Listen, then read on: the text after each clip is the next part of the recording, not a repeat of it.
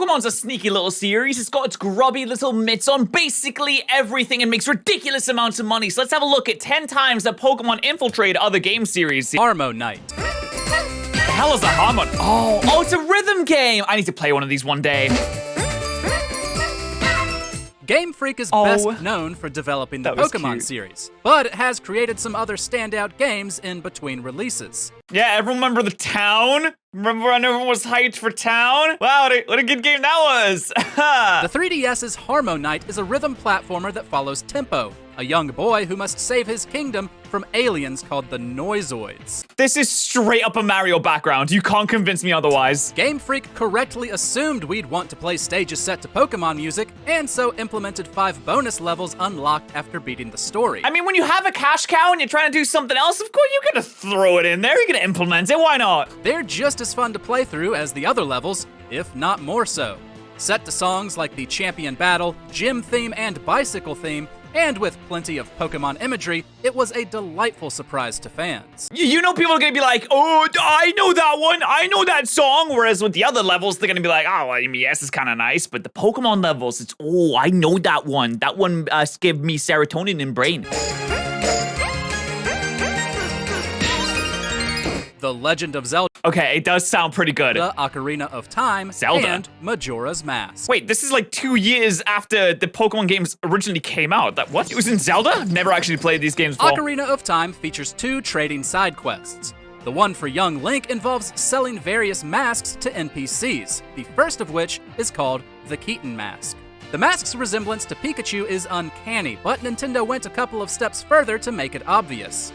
When Link wears it, most NPCs will refer to the Keaton character as being popular with kids. Zelda actually calls it a mouse, or, in the German version, a pocket monster. It appeared again in Majora's Mask, only this time being based on an actual creature. Alright, I don't think this is actually based off of Pokemon, because it doesn't have the iconic red cheeks. You can meet a Keaton, whose multiple tails make it resemble a kitsune from Japanese folklore.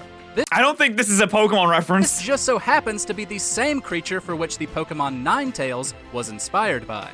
Yeah, it has 3 tails though. Just because you model something after the same character doesn't mean that they're inspired by each other. Do you know how many dog things there are in fantasy? Doesn't mean they're based off of Growlithe. Dream Daddy, a dad dating simulator. Isn't this the Game Grumps game? It is. Damn. His belly. Oh my god. Just belly, bro. If you're a dating sim fan and haven't checked out Dream Daddy, you might want to get on that. Not only does it have charm in spades, but it also has a pretty neat reference to Pokemon. The game follows a single father who can date other single fathers. Nice. One of its romanceable options is Brian, who is extremely proud of his daughter. He's so proud. He should be extremely proud of his massive, massive beard. His facial hair is off the chain. In fact, that he'll begin a brag fight with you to show her off. A brag fight? The fight is set up like a Pokemon battle from the original games, from the art style to the sound effects. It's a loving recreation, and a funny one at that, as successfully choosing what to brag about will cause Brian to lose HP. Daisy just started a weekly chess club of an elementary school computer lab. Paper Mario. Wow, that's amazing. I can't believe they put it in a Pokemon battle. That's so funny. I love that. That's a straight up reference. I like that. The 1,000-Year Door.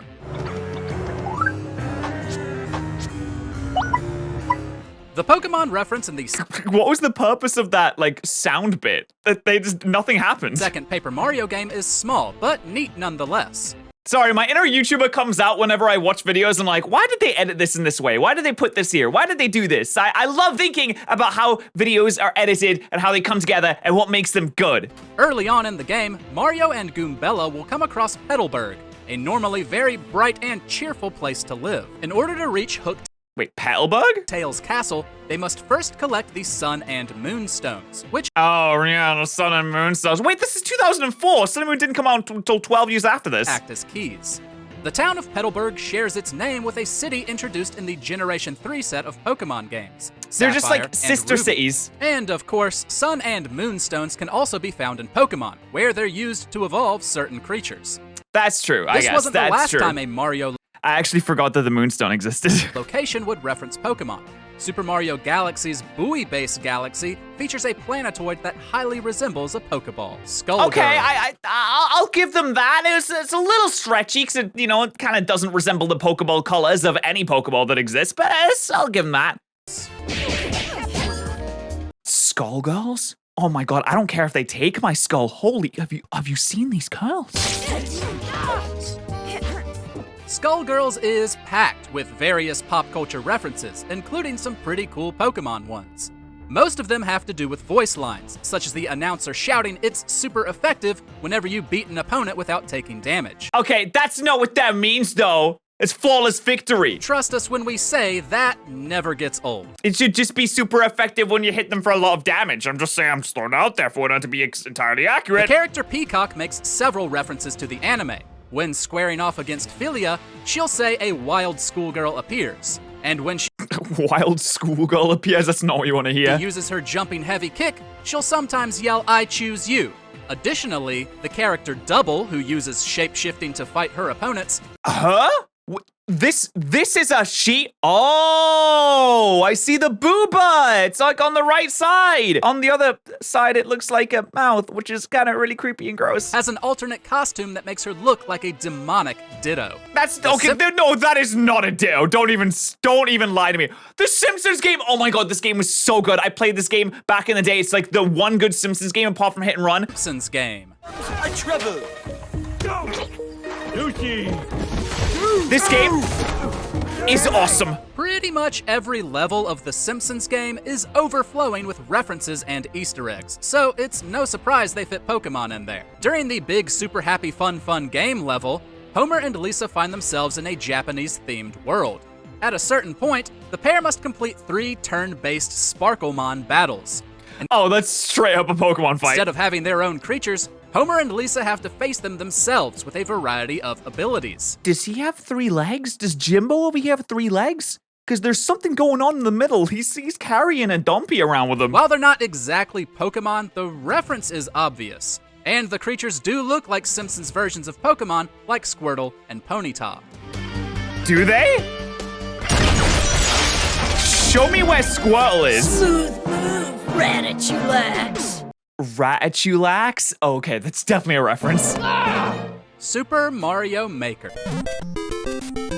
You gotta put in some Pokemon tiles, right? Super Mario Maker and its sequel have included several great events and power-ups centered around other Nintendo characters.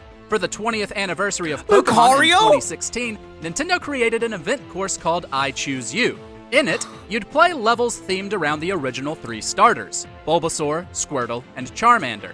Completing each one unlocked the respective Pokemon's costume, which lovingly featured music and sound effects from Red and Blue. Additionally, if you had any amiibo for the Pokemon in Smash, using them would unlock their costumes. That's so cool! These didn't include the sound effects as the other 3, but it's nevertheless cool playing through a Mario level as Lucario. I did not know that. Binding I had of no Isaac, idea. Rebirth. Binding of Isaac, dude. I see people playing this for like 500 episodes on their YouTube channels. I'm like, how do you get so much content out of this one video game? Does anyone know? I don't understand it. And while you explain that to me, if you could just quick subscribe. Make sure you subscribe. The Binding of Isaac is an incredibly dark, twisted game. We're grateful no actual Pokemon appear in it, as we hate to think about what evil would befall the adorable creatures. I don't know, it'd be terrible if something bad were to happen to a Pokemon. Like, for example, if it was forced into a fight against its will and had to fight and got beaten up. That would be terrible if that happened. However, in Rebirth, there are several items inspired by the Pokemon series. The Poké-Go item, which looks like a smartphone, can sometimes spawn a friendly enemy to fight alongside you. The Friendly Ball, a clear play on Pokeball, can catch any non-boss enemy so you can summon it later. Then there's Missing That's No, cool. based on the Missing No, nice. famous Pokemon Red and Blue glitch. It That's a randomizes cool all reference. passive items and attributes whenever you gain them, as well as when you start a new floor. Animal Crossing Pocket Camp. Dude straight up just picked up a Pokeball. Why hasn't there been an Animal Crossing game that's just a Pokemon game? How has that not happened yet?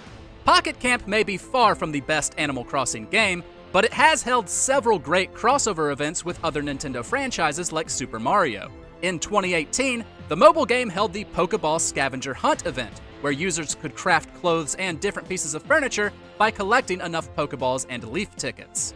Surprisingly, the clothes were themed around Eevee instead of Pikachu, which is who we would have guessed. But the furniture was all Pokeball themed. Clearly, every item you could get was supremely cute. And talking about it just makes us wish New Horizons would hold similar events. Wait, so you get the Pokeballs and then you don't do anything with them? You pick up 10 Pokeballs and then what, there's nothing inside of it? There's not a Hydreigon to come and burn down your village? There's not a Gyarados to come and use Hyper Beam and obliterate you and vaporize you immediately? What's the point? You can't even see what's inside of it. Elder Scrolls Pointless. 3 Morrowind. There's a Pokemon reference in Morrowind? There's no way. How did I not know this? Oh my god, I'm a massive Elder Scrolls nerd. Are you kidding me? You're just showing me a note. Someone at Bethesda is clearly a massive Pokemon nerd, as Morrowind contains a handful of locations named after the creatures. And I'd like to preemptively apologize for butchering all these pronunciations. In Illunabi, you'll find Marowak's spine. In the Urshulaku burial caverns, you'll find the Kakuna burial. And in Arcthand, you'll find Weeping Bell Hall. Oh my god, that's so cool. However, the coolest Pokemon Easter egg concerns a deceased character named Peke-Uchu. Players can find his skeleton in a tower in Mudan Grotto. A letter next to him reveals he accidentally drank poison instead of potion following an encounter with a Dwemer Centurion. Dear. At least Pikachu never has to worry about drinking the wrong thing. Peke-Uchu? Okay, that's so funny. I love that. That's great. Stupid idiots. See, mate, that's what happens when you scam your Pokemon. Anyway, thank you so much for watching. The original video will be linked in the description. Make sure you subscribe if you haven't already. I'll see you guys in the next one. Bye.